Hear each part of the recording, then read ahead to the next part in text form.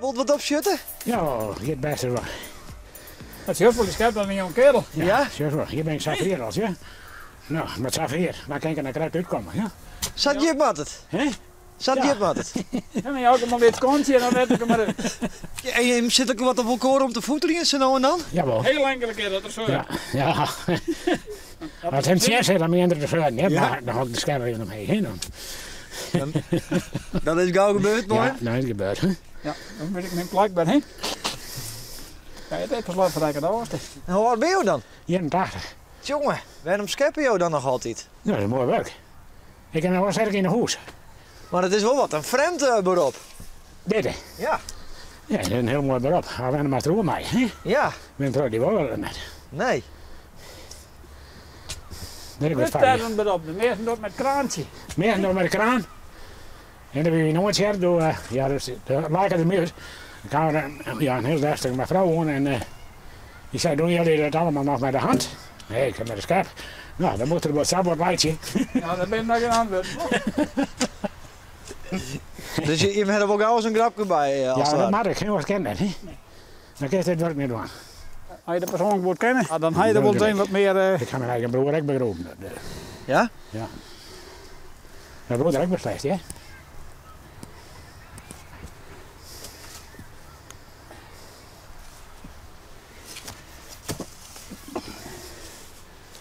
En praat je daar dan nog, praat je daar dan ook over dat je dan zat te keer aan het scheppen binnen?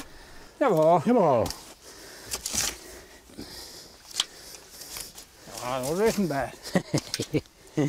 Hé? Ik zou er net zo dat je nou met wezen spreken. Dan het een bestelstien. Nee, ik ben er blijf ik nog maar mee. Hè? Maar het is dankbaar werk. Zeg maar als het maar beschreven. Je kent naar de man. En wie mij de man. En dat is ook mooi. En jouw dochter dit werk op 24 uur. Binnen dan nog dingen verhoren in die tijd? Vroeger zei ze nooit dingen en nog had dat de familie komt. Je laat niet in hoor, die had alles op een foto zetten van de familie. Ik heb graven. Nou, toen vonden we nog wat restant, de meesten, de overblijfsel van een beppe. Een bebbe, ja.